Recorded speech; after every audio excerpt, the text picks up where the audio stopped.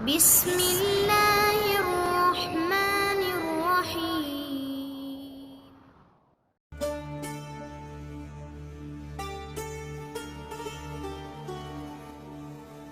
Pengalaman pertama masuk Masjid Nabawi. Perjalanan menuju kota Madinah dan berkunjung ke Masjid Nabawi adalah kerinduan yang tak pernah padam. Berjalan di kota suci, menginjak tanah yang sama, yang 15 abad lalu kaki-kaki mulia berada di atasnya.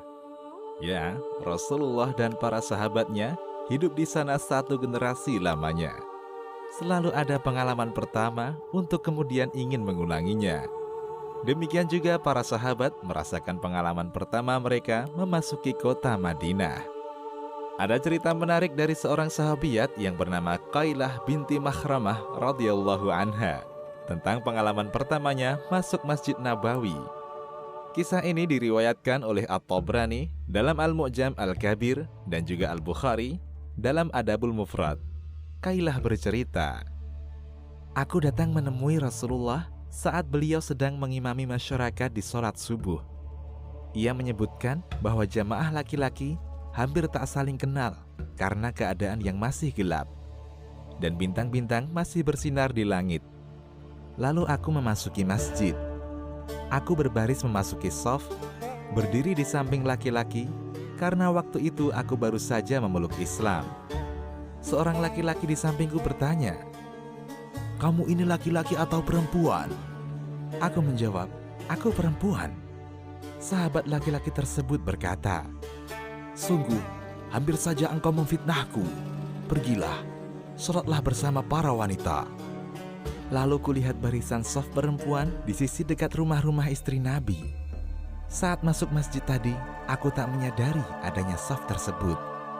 Aku pun menuju ke sana dan bersaf bersama kaum perempuan." Inilah pengalaman pertama Qailah masuk Masjid Nabawi.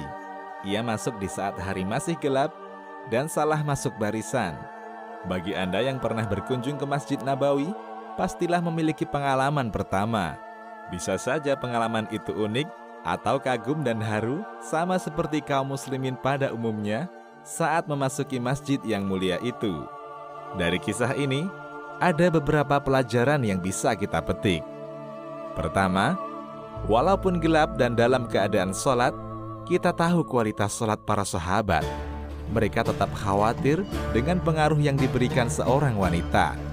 Apalagi kita di zaman sekarang, dengan keadaan terang, wanita berhias dengan usaha maksimal yang mereka bisa. Dan di luar masjid, layaknya kita lebih khawatir lagi. Kedua, wanita hendaknya tidak berdandan ketika berada di tempat yang berpotensi bertemu laki-laki asing, agar dia aman dari gangguan laki-laki jahat, dan laki-laki yang baik terbantu untuk menundukkan pandangan. Bahkan pada saat umroh memasuki Masjid Nabawi dan Masjidil Haram sekalipun. Ketiga, seorang yang baru memeluk Islam hendaknya sholat bersama jamaah, karena ia belum banyak menghafal doa-doa sholat, maka bacaannya bisa ditanggung oleh imamnya. Keempat, semangat para sahabat sholat di belakang Rasulullah Sallallahu Alaihi Wasallam. Demikian, Allahu A'lam.